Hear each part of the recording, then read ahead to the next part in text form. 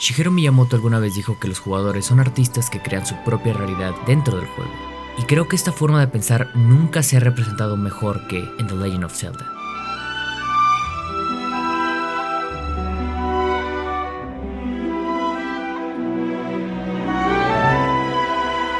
Es bien sabido que desde su nacimiento, el primer Zelda básicamente creó uno de los primeros juegos de mundo abierto, un lugar donde podías explorar todo a tu propio ritmo, si es que podías sobrevivir a eso. Pero eso era lo interesante.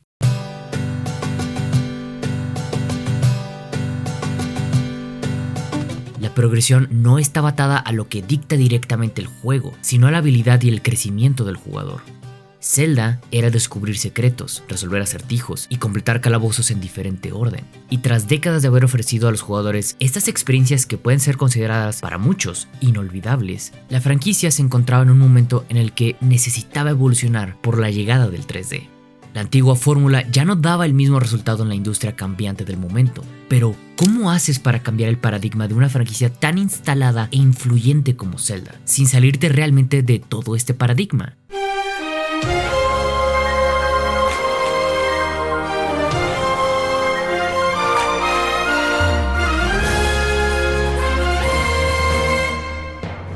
Después de la era de los juegos más lineales para el público general que inició con Ocarina of Time y culminando en Skyward Sword, Breath of the Wild y Tears of the Kingdom, regresaron irónicamente a una de las bases originales de un juego de mundo abierto, pero llevando la idea de libertad todavía un paso más allá. Ahora los jugadores no solo pueden elegir a dónde ir en su mundo, sino que también eligen la forma en cómo podían pasar los desafíos del juego, creando así sus propias realidades en ese mundo.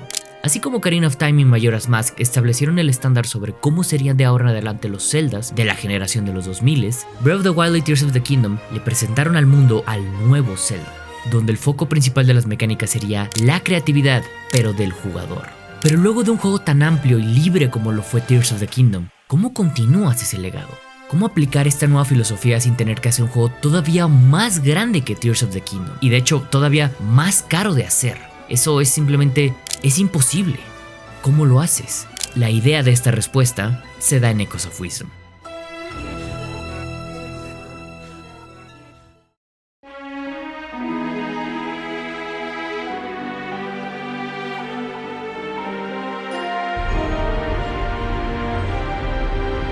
La nueva filosofía que instalaron Breath of the Wild y Tears of the Kingdom se resume en no hay una forma correcta de jugar, sino tu propia forma de jugar. Hay muchas soluciones a un mismo acertijo y se refleja en la forma de pensar de cada quien, hasta en la personalidad si quieres verlo.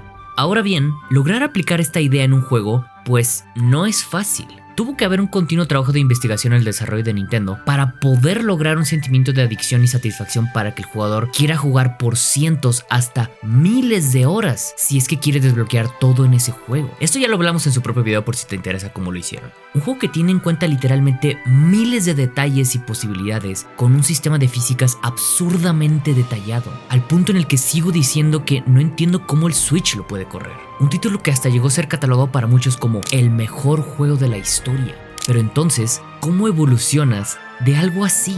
La respuesta ahora de Nintendo es tomar las bases y la filosofía de Tears of the Kingdom y aplicarlas a nuevas mecánicas que transmitan el mismo sentimiento de libertad y autonomía, pero ahora de forma simplificada. Echoes of Wisdom es, en todo el sentido de la palabra, la evolución de Zelda. Y no lo estoy diciendo solamente porque es el siguiente juego de Zelda después de Tears of the Kingdom. Claramente representa esa nueva era de la franquicia que ya habíamos anticipado aquí. Primero, antes que todo, quiero mencionar que además de ser hecho con el mismo engine y el arte del remake de Link's Awakening, esas claras referencias musicales del mismo Link's Awakening, más que ser un recordatorio del engine en sí, o que tiene que ver algo con la línea del tiempo, o que es una secuela, o lo que sea, es más bien un recordatorio de la época en la que estamos tomando inspiración y de la que estamos evolucionando. Y lo digo de una manera muy personal, no creo que es importante posicionar el juego o tratar de posicionarlo en una línea temporal, porque no es el punto. El juego pone como base de su game design la libertad extrema que antes no existía en la serie, diciéndole al jugador básicamente, pásate el juego como se te pegue la regalada gana. Por eso existe la mecánica de hacer ecos o copias de las cosas que registramos en la memoria del báculo de Zelda. Así podemos invocar estos ecos cuando se necesiten y usarlos de la forma en la que el jugador considere más útil. Si te pones a pensarlo muy detalladamente, esto es literalmente lo mismo que Tears of the Kingdom, aunque pues solamente sin el factor de construcción.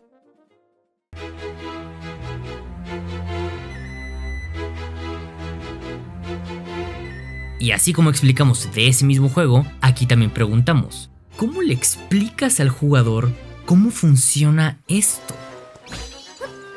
Para eso, existe literalmente uno de los primeros cuartos del gameplay, la cárcel. El jugador en serio no puede avanzar hasta que entiende cómo funciona esta mecánica y entender que sirve para saltarse reglas. Muy representativo incluso desde la temática de una prisión, que en este caso te liberas por completo de las reglas antiguas del level design. Un poco poético y muy bonita representación de la libertad si me lo preguntas. Esta mecánica da la sensación de infinitas posibilidades creativas y al mismo tiempo está simplificando la libertad extrema de Tears of the Kingdom. Eso es lo importante.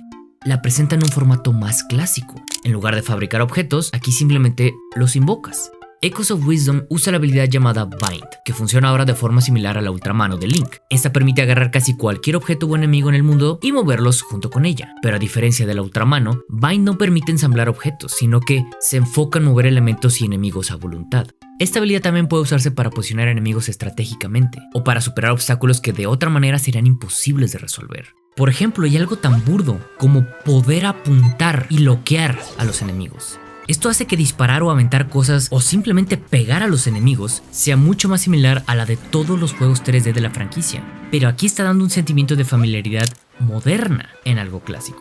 Y esto es bastante curioso porque me recuerda a la sensación de Tunic, y Tunic es un juego que aprendió de varios juegos, incluido de Zelda. Así que Zelda ahora aprendió del juego que aprendió de él. No lo sé, pero esto para mí es lo hermoso de los juegos. Creo que realmente esto de apuntar aporta mucho a sentirse más cómodo en su control bajo los estándares que muchas personas tendrían al día de hoy. Incluso hasta mover la cámara con el joystick izquierdo. No solo se limita a la visión del personaje, sino que incentiva al jugador a buscar cosas no tan evidentes en el mapa porque el juego te lo pide, sobre todo para explorar. A este tipo de cosas son las que me refiero, que realmente se siente aquí una intención de ser un juego de una nueva era, no simplemente regresar al pasado.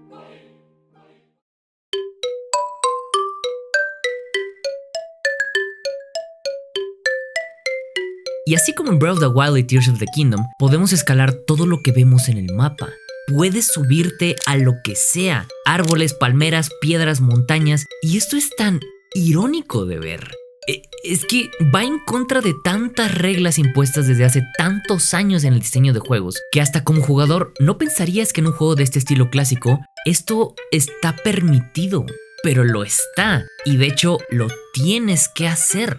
Es gracioso ver que sigue sin tener límites la exploración que tenía Breath of the Wild en este ejemplo, pero creo que es el punto que quieren demostrar, y en mi opinión, lo hacen muy bien.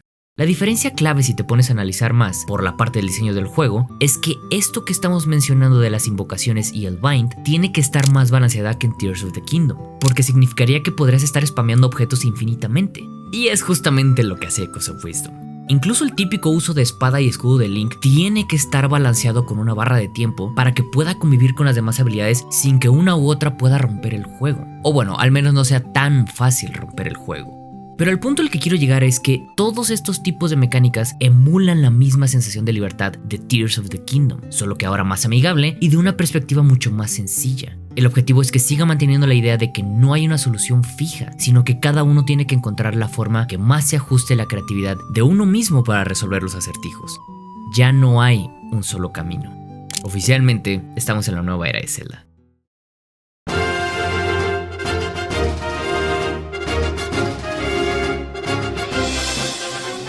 Claramente sabemos que Echoes of Wisdom no da exactamente la misma libertad de Tears of the Kingdom, lo sé, y tampoco ese es el punto del juego. No se trata de superar a Tears of the Kingdom, sino de perfeccionar la nueva filosofía y la nueva era de la franquicia. Porque Zelda no siempre fue así, no siempre fue como hoy percibimos a la franquicia.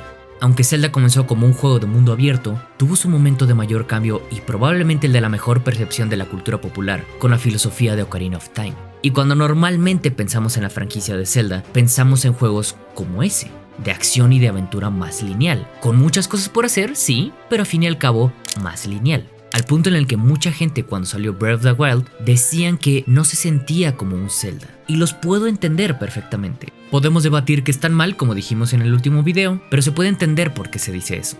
Es muy difícil cambiar una percepción si tenías tantos años haciendo algo de una forma muy parecida. Pero lejos de ser así, la nueva esencia, si quieren verlo así, es tomar todo lo aprendido de las dos corrientes filosóficas de Zelda y combinarlo para dar con algo nuevo. Parte de lo que los desarrolladores buscaron cuando se lanzó el Zelda de 1986 era crear la sensación de estar con uno mismo, en un momento en el que los juegos no podían hacer eso, o todavía no lo lograban. El Zelda original le probó al mundo que los videojuegos estaban para más, que podían ser un medio de expresión artístico como cualquier otro, la primera era de Zelda. Luego, Ocarina of Time simplemente cambió el rumbo de lo que los juegos AAA aspiraban a ser de ahora en adelante y acentuó la sensación de aventura que tiene la franquicia, pero cambiando por necesidad el ritmo del juego y estableciendo un gameplay con un orden para progresar mucho más dirigido que antes, tal vez más divertido, pero dirigido. La segunda era de Zelda. Pero a la hora de diseñar Breath of the Wild, los desarrolladores querían volverle a ceder la libertad al jugador, que éste pudiera tomar decisiones relevantes dentro de ese mundo, pero sin perder esa sensación de aventura constante, esa que ya había hecho Zelda antes. Ya no se trataba solo de resolver los desafíos que nos presenta el juego, sino que se trata de salir a buscarlos y hasta de ponernos nosotros mismos estos nuevos desafíos. Es una combinación de todo lo aprendido durante tantos años de la franquicia, la tercera era de Zelda. Y así como estos títulos definieron momentos importantes en la industria, este nuevo momento de Zelda también lo está haciendo. Está instalando una nueva forma de ver a Zelda, como también una nueva idea de cómo se deben abordar los juegos de aventura de ahora en adelante, cómo transmitir esas sensaciones de libertad a través de nuevas mecánicas. Y lo que importa ahora en Zelda es justamente eso, las sensaciones que sus mecánicas producen. Hacernos sentir que realmente podemos tomar las decisiones que queramos en ese mundo y en cualquier otro mundo, y sentir que tenemos el control de lo que ocurre.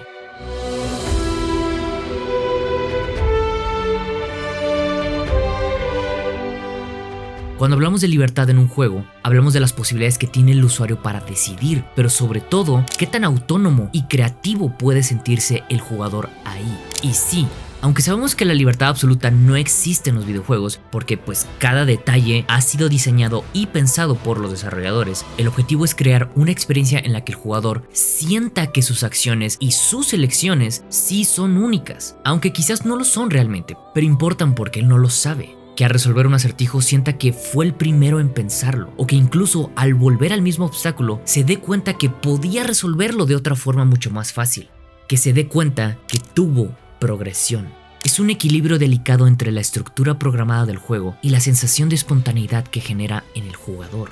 La nueva filosofía de Zelda se trata de construir un espacio donde los jugadores puedan experimentar y descubrir sus soluciones o sus rutas que quizás, solo quizás, los desarrolladores no habían visto a detalle, como claramente todos los inventos de Tears of the Kingdom.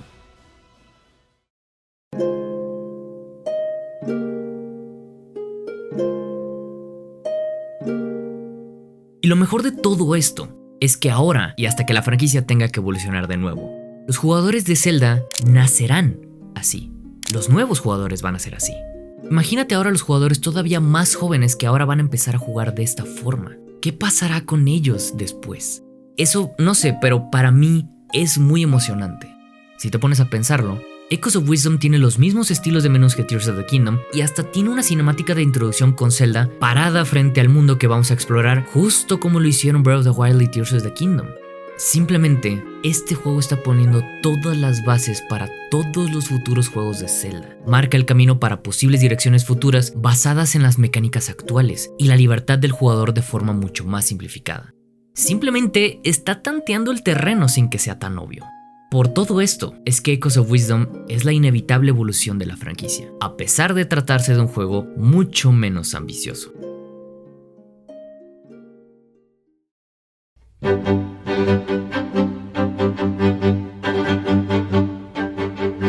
¿Saben qué es una de las mejores cosas de Echoes of Wisdom? Después de décadas de juegos de Zelda, por fin alguien más puede romper los jarrones de Link. Pero bueno, perdón, ya hablando en serio. Echoes of Wisdom no es solo otro Zelda más, sino que representa el legado de la franquicia bajo la concepción de Miyamoto, de que los jugadores pueden sentir que están en un mundo que ellos controlan y que ellos están creando. Un mundo donde los obstáculos pueden ser resueltos de la forma en la que la creatividad de cada uno funcione de manera distinta. Y que ese universo también se convierta en el lugar donde queramos escaparnos a ratos, cuando el mundo real tal vez es muy abrumador. Como lo dijimos antes, hay días que no quiero estar aquí. Hay días que solo quiero estar ahí, en ese lugar fantástico, donde yo puedo controlar las cosas. Jugar un título de la nueva era de Zelda se siente así. Un lugar donde ser ingeniosos y creativos es gratificante. Un lugar donde nuestra visión individual de un problema es igual de válida que la de otro jugador. O incluso igual de válida que la forma por defecto que se supone que tiene el juego. Y eso es lo que para mí es lo más increíble de esto. Y la verdad es que, hablando de manera muy personal, me emociona mucho pensar que estamos en una nueva era. Tal vez no es exactamente lo que muchos quisieran, pero a veces los cambios son necesarios. Tal vez a la larga entendemos por qué pasaron en primer lugar. Y es cuando entendemos que, pues, la vida es una evolución constante. Una evolución que nos hace madurar. Y no estoy realmente hablando ahorita de Zelda. Muchas gracias a todos por este video. Trabajen duro, pero nunca dejen de jugar.